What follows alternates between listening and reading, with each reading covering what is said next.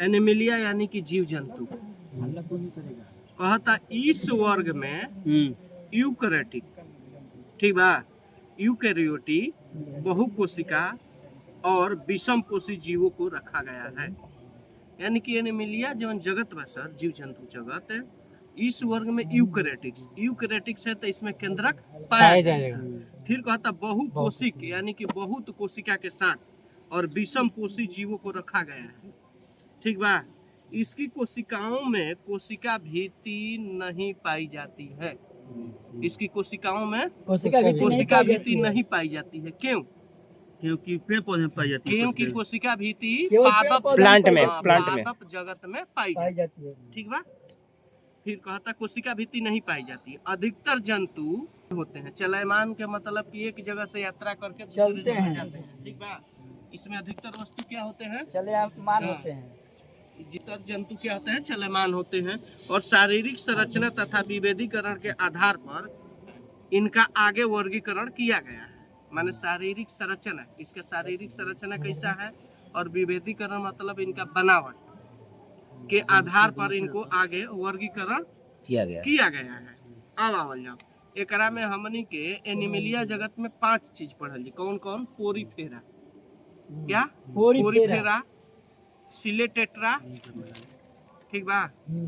फिर एक बाद Platyhelminthes, Nematoda, Annelida, Arthropoda, Mollusca, Echinodermata, Protochordata, एक बाद वर्टिब्रेटा, मत्स्य और जल मत्स्य वही में हो गई तो मत्स्य, जल स्तरचर, सरीसृप और स्तनपायी, ठीक बा। आ लास्ट में पढ़ल जी नाम पद्धति यानी कि स्पेसिस यानी कि जाति। इसका सर जैसे ना ये बोले सर, हाँ, अलग हो भाग है मत्स्य, भाग होकर मत्स्य में, ठीक बा। तो एनिमिलिया हमनी के पढ़ लेनी जे सर।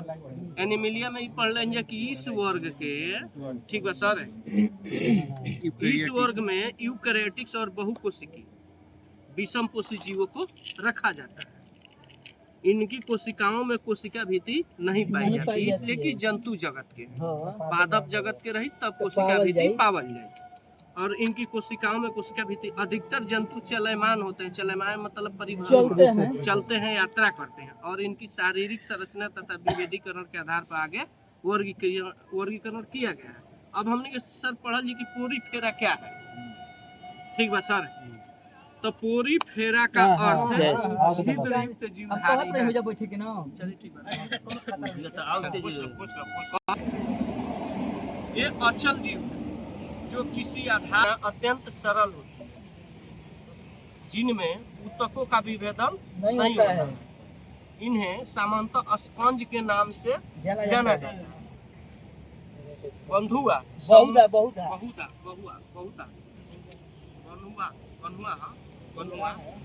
बहुधा समुद्र में पाए जाते हैं। उदाहरण के लिए कि कौन कौन आई तो साइकोन,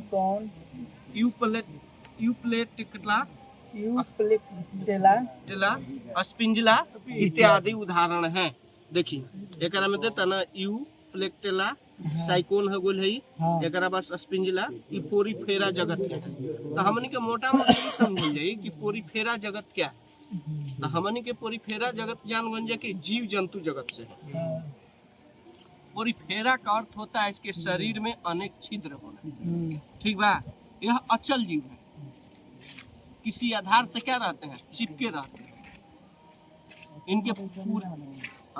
इनके पूरे शरीर में क्या होता है? छिद्र पाए जाते हैं। और छिद्र के माध्यम से माने ना, ये छिद्र शरीर में उपस्थित नाल प्रणाली से जुड़ा होता है। जो छिद्र होता है शरीर में उसको उपस्थित नाल प्रणाली यानी कि नाभि कहल जाला, नाल मतलब प्रणाली से जुड़े होते हैं, जिनके माध्यम से वह जल, ऑक्सीजन, भोज्य पदार्थ का क्या करता है? संचरण करता है। इसीलिए इसको स्पंज बोला है। हाँ, इसका शरीर कठोर आवरण का बना होता है। इसका शरीर कैसा होता है? कठोर आवरण का बना होता है तथा बाह्य कंकाल से ढका होता है। इनकी शारीरिक संरचना अत्यंत सरल है। शारीरिक संरचना क्या है? अत्यंत सरल होती है। इनके ऊतकों का विभाजन